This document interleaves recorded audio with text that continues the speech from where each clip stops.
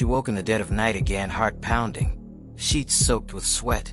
The room was silent except for the hum of the air conditioner. Her husband, Jason, lay beside her, breathing softly, but she felt eyes on her. That moment between sleep and wakefulness, she heard a whisper. Mia. Her throat tightened. She pulled the blanket up to her chin. What if she was losing her mind? Mia Thompson tried to tell herself it was stress. They'd moved only 3 months ago into an old 2-story house in rural Georgia, closer to Jason's work. The house had character, creaking floors, narrow hallways, tall windows. She thought they were charming when touring it in daylight. But at 3 a.m., the shadows grew long and voices seemed to ride the breeze. Before we dive deeper, let us know in the comments where you're watching from. We'd love to hear from you. And if you're new here, click on the subscribe button so you never miss any of our upcoming videos. Weeks earlier, life had been calmer. Mia taught literature at a community college. Jason supervised a logistics warehouse nearby. Their daughter, Leah, was 6, soft-spoken, imaginative, loved drawing fairies. The Thompson family was ordinary, grounded. But behind the walls of their new home, something changed. It started small. Mia would wake to find Leah's door slightly ajar, though she always shut it before sleep. A wind would whisper in the hallway, though no window was open. Leah's drawings sometimes included shapes Mia didn't recognize. Dark silhouettes, eyes lurking behind chairs. Mia assumed Leah's imagination ran wild, maybe influenced by a monster movie they'd watched earlier. One night, just before midnight, Mia walked into Leah's room to say goodnight. She froze. On Leah's bedside table lay a small golden locket she'd never seen before, tarnished and cold. She opened it. Inside, a faded photograph of a woman she didn't know. The cover glowed faintly in candlelight. Leah stirred, said nothing. Mia's heart thundered. She tucked the locket back, left the room with trembling hands. Days passed. The whispers returned. Sometimes they'd say, "Mom," or "I miss you," soft as breath. Sometimes they were more urgent, pushing Mia toward doors she didn't want to open. Jason brushed it off when she told him. He blamed exhaustion, nerves. But he hadn't heard the voice in Leah's room saying, "You promised." One evening, Leah fell ill suddenly with a fever. She lay listless in bed, skin hot, eyes dull. Mia watched her and felt helpless. In the fevered haze, Leah mumbled something. "She's waiting." When Mia leaned closer, Leah's eyes flickered yellow for a moment. Mia gasped, heart in her throat. She blinked, and the color was gone. She pressed her ear. Nothing. Mia spent sleepless nights pacing the hall, clutching a rosary necklace her grandmother gave her years ago. She lit candles, whispered prayers, read psalms aloud. The house creaked. The walls felt close. Her own voice echoed back to her, tiny and unsure. Then Mia did what she never expected. She called her younger brother, Aaron, a skeptic and data-driven kind of man. She told him about the whispers, the locket, Leah's fever. Aaron said he would come, just to help her feel sane. When he arrived, he stayed in a guest room upstairs. That night, he too woke, saying he heard a voice calling his name. He looked toward Leah's room door and saw a silhouette slide past. But when he blinked, nothing was there. He emerged white, eyes wide. For the first time, he believed her. 2 nights later, Mia peeked into Leah's room before dawn. Leah was silent, barely breathing. The locket lay open on the floor. She opened her mouth, whispered, "Don't leave me."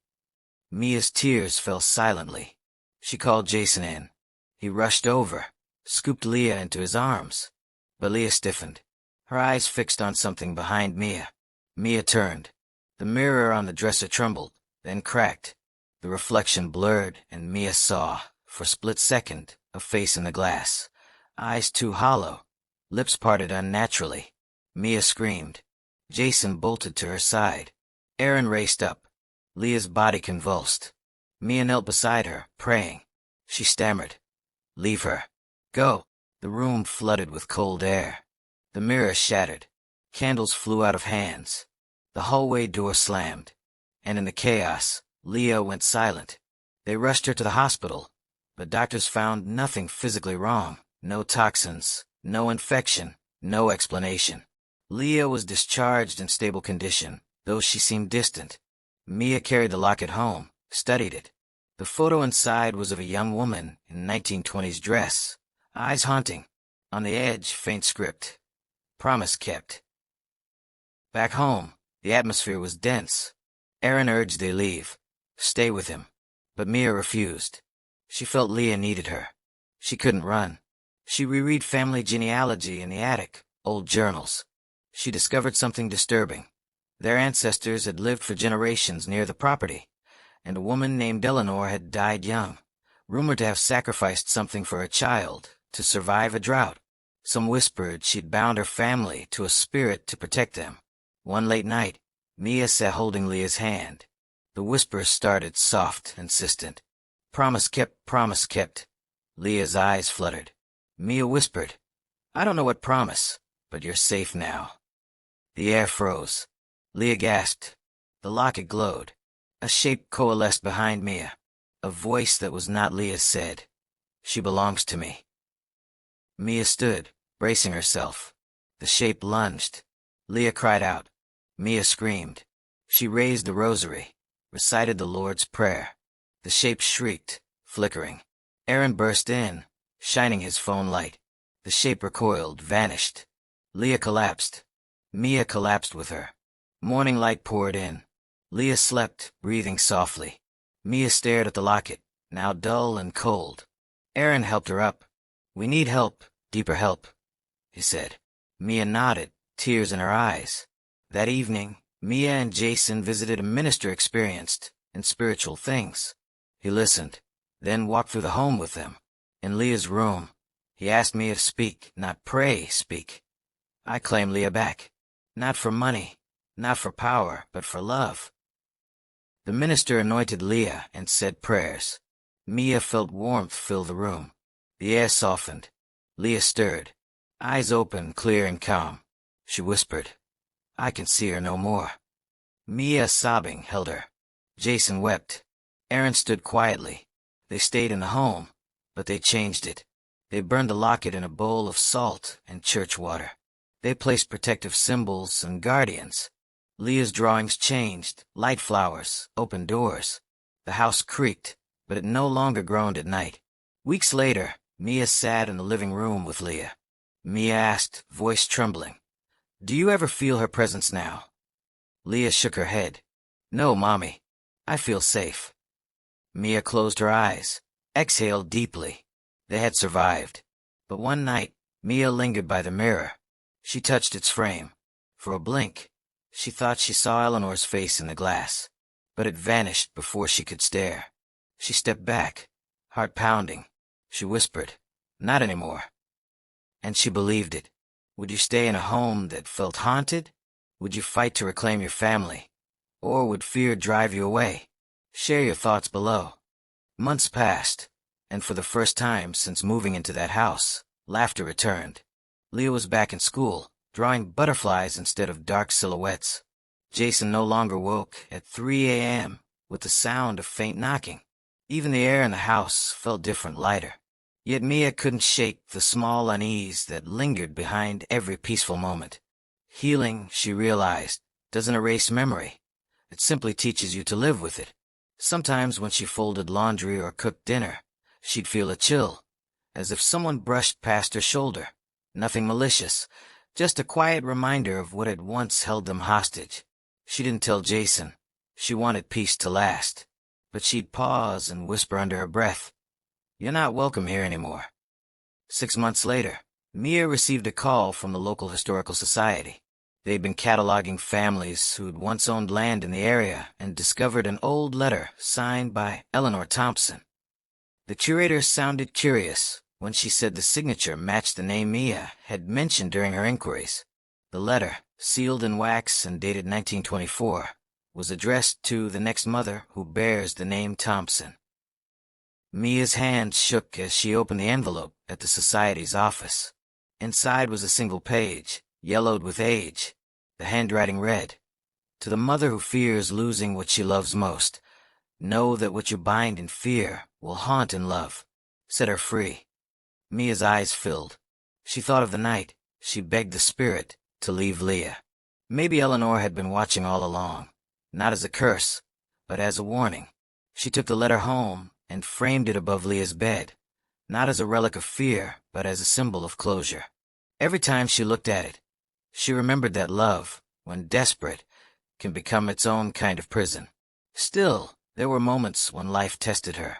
Once, during a thunderstorm, the lights flickered and Leah asked softly, "Mom, do you think Grandma Eleanor's in heaven?" Mia hesitated, then smiled. "Yes, sweetheart, and she's at peace now." Leah nodded and went back to her coloring book. But that night, Mia dreamed of the same woman in the photograph, standing in a sunlit field, smiling gently, as if to say thank you. Jason encouraged Mia to write about what they'd gone through. She began journaling, small entries at first, then longer reflections about faith, motherhood, and fear. She wrote that real strength isn't about never being afraid. It's about standing firm even when you're trembling. Eventually, her journal became a manuscript she shared anonymously online. Within weeks, hundreds of people reached out saying they'd experienced something similar. Unexplained whispers, inherited burdens, invisible grief that lingered through generations. It comforted her to know she wasn't alone. One afternoon, while walking Leah home from school, a woman approached them on the sidewalk. She looked tired but kind. "Excuse me," she said. "Are you Mia Thompson?" When Mia nodded, the woman handed her a small envelope. "I read your story. It helped me let go of something I've been carrying for years. Thank you." She walked away before Mia could reply. Inside the envelope was a note that simply read, "Peace is louder than fear." Mia smiled, eyes welling. Sometimes healing doesn't echo, it whispers. But one last thing happened that Mia never told anyone. It was late autumn, the air crisp, leaves crunching underfoot. She was packing Leah's winter clothes when she heard faint humming, an old lullaby, one her mother used to sing. She followed the sound to Leah's room. Leah was fast asleep. The humming continued for a few seconds, then faded. Mia stood there, heart calm, not frightened. She whispered into the quiet, "Thank you for watching over us. You can rest now." The house sighed. Just the wind through the vents, perhaps. But Mia believed it was something more. A blessing, not a haunting. A reminder that some bonds, when freed, don't disappear. They transform. That winter, life settled into routine again. Jason worked his usual shifts. Mia taught her classes and wrote late into the night. On weekends, the family visited Aaron, who had moved nearby after everything happened. He'd started attending church again, something he hadn't done since childhood. They often joked that the haunting fixed more than it broke.